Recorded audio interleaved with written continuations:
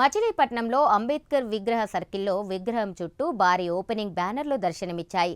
బ్యానర్ల ఏర్పాటుపై దళిత సంఘాల నాయకులు తీవ్రంగా ఆగ్రహించారు. తక్షణమే బ్యానర్లు తొలగించాలని దళిత సంఘాలు డిమాండ్ చేశాయి. అధికారులు స్పందించకపోవడంతో రంగంలోకి దిగిన దళిత సంఘాల నాయకులు బ్యానర్లను తొలగించారు.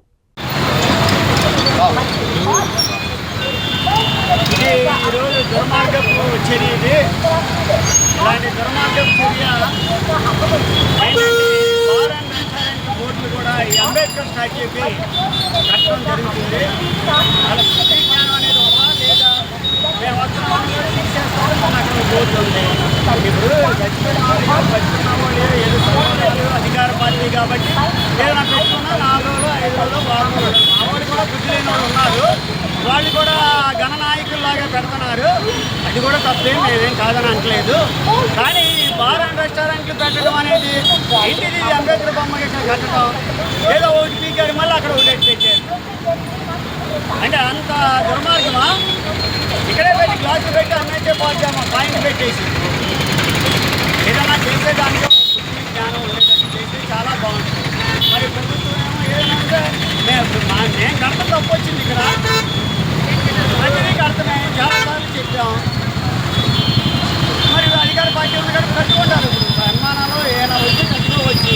నాకు కూడా ఏదైనా కట్టుకోవాలి. ఏదైనా 4 రోజులు 6 రోజులు తీసేయాలి. కానీ ఇలాంటివి కట్టుకోవడం అనేది మేము సభాముఖం జరుగుతుంది. ఎందుకంటే మేము ధర్నా చేయాలి, గొడవ చేయాలని రాలేదు. మాకు అంతపోయింది కాబట్టి మేము ముందుగా వచ్చి ఖండిస్తున్నాము.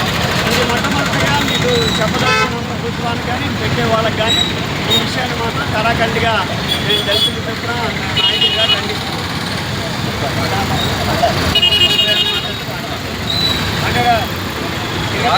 రాజ్యాంగ నిర్మాత మనకి కొన్ని హక్కులు కల్పించినటువంటి రాజ్యాంగ నిర్మాత బాబాసాహెబ్ అంబేద్కర్ గారి యొక్క విగ్రహాన్ని దగ్గర మరి ఇలాంటి బార్ అండ్ రెస్టారెంట్ బ్యానర్లు కట్టి రాజ్యాంగాన్ని తూట్లు పరిచి ఆ మహానీయుడిని అవమానపరిచినట్టు మరి వీళ్ళంతా కూడా వ్యాపార రంగాల్లో రాణిస్తున్నారంటే ఆ మహానుభావుడు కల్పించిన హక్కు. మరి అలాంటి మహానుభావుడిని కనీసం గౌరవించుకోవాలి అన్న ఇంకేత జ్ఞానం లేకుండా మరి ఇటువంటి దుర్మార్గమైన చర్యలకి పాల్పడడం మేము తీవ్రంగా ఖండిస్తున్నాం. మీరంతా కూడా ఒకసారి జ్ఞాపకం చేసుకోండి. మీరు చేసింది ఎంతవరకు కరెక్ట్ అనే విషయాన్ని ఒకసారి గుర్తుపెట్టుకోండి. ఇలాంటి అసభ్యకరమైనటువంటి బ్యానర్లు ఒక రాజ్యాంగ నిర్మాత దగ్గర కట్టడం అనేది చాలా తలపవర్తో కూడినటువంటి విషయంగా మేము భావిస్తున్నాం.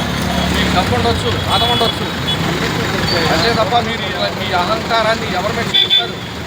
ఈరోజు మీరంతా శాస్త్ర జీవితంలో జీవించి ఇలాంటి బిజినెస్ చేసుకుంటున్నారంటే ఆ బాబాసాహెబ్ అంబేద్కర్ కల్పించిన హక్కులు, ఆ హక్కులు నీరు కలుస్తారు. మీరు ఆ మాత్రం జ్ఞానం లేదా, బుద్ధి లేదా? ఒకసారి ఆలోచించాలి. మనం చేసే ప్రతి పని మనం ఏం చేస్తున్నాం ఏంటనేది ఒకసారి ఆలోచించాలని చెప్పి మొదటిసారిగా మిమ్మల్ని ఖండిస్తే ఒకసారి ఇలాంటి తప్పులు జరగకూడదని మేము తీవ్రంగా ఖండిస్తున్నాం, కోరుకుంటున్నాం. జై భీమ్.